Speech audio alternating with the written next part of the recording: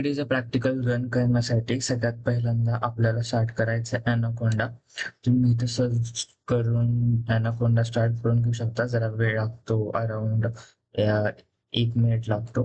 ते झाल्यानंतर हे असं तुमचं इंटरफेस ओपन होईल ॲनाकोंडाचं. त्याच्यामध्ये आपल्याला ज्युपिटर बुक यूज करायची आहे. तर इथं जाऊन ते ज्युपिटर नोटबुक जे आहे ती लॉन्च करून घ्यायची. मग ही जी ज्युपिटर लॉन्च केलेली बुक आहे ती तुमच्या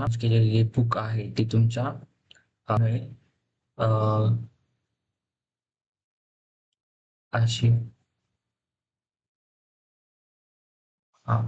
आता हे ओपन झाल्यानंतर इथं आपल्याला सुरुवातीला कॅगल वरून एक डाटा सेट डाउनलोड करायचा आहे. मी ऑलरेडी डाटा सेट डाउनलोड केलंय. कॅगल वरून इथून डाउनलोड करायचा, त्याला एक्सट्रॅक्ट करायचं. त्याच्यानंतर इथं जायचं, न्यू फोल्डर करायचं.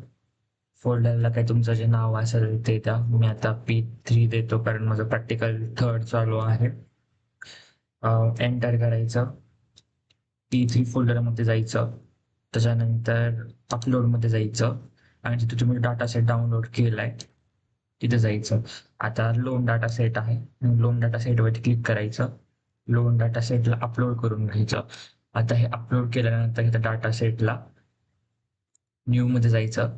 पायथॉन कन्सोल चालू करायचा आपला एक. मग तो चालू आहे दुसरीकडे. त्याला नेम द्यायचं तुमचं काय जे असेल ते. मी ह्याला 3 नेम देणार आहे कारण माझं हे 3rd नंबरचं आहे. त्यानंतर आता तुम्हाला जे काय मॅडमने दिलेलं प्रॅक्टिकल आहे ते तुम्ही स्टार्ट करू शकता कॉपी पेस्ट करायला. Ctrl+C, Ctrl+V आणि जेव्हा आपण पेस्ट करतो त्याच्यानंतर Shift+Enter दाबायचं. Shift+Enter तरच तो कोड किंवा सेल आपली रन होती, नाहीतर रन होत नाही. नेक्स्ट घ्यायची तुम्ही मग Ctrl+C, Ctrl+V, एंटर. आणि आता ह्याच्यामध्ये तुमच्या डाटा सेटचं जे काही नाव दिलं असेल ते तुम्ही घ्यायचं. लोन डाटा सेट माझ्या डाटा सेटचं नाव होतं इथल्या फाईलमध्ये. इथे लोन डाटा सेट म्हणून मी लोन डाटा सेट घेतले. तुमच्या डाटा सेटचं जे काही नाव आहे ते तुम्ही तिथं घ्यायचं आणि रन करायचं. आणि त्याच्यानंतर DF टाकून तुम्ही शिफ्ट एंटर दाबलं तुमचं डाटा सेट लोड होईल. मग तुम्ही 1 बाय 1 हे सगळे कमांड्स रन करू शकता.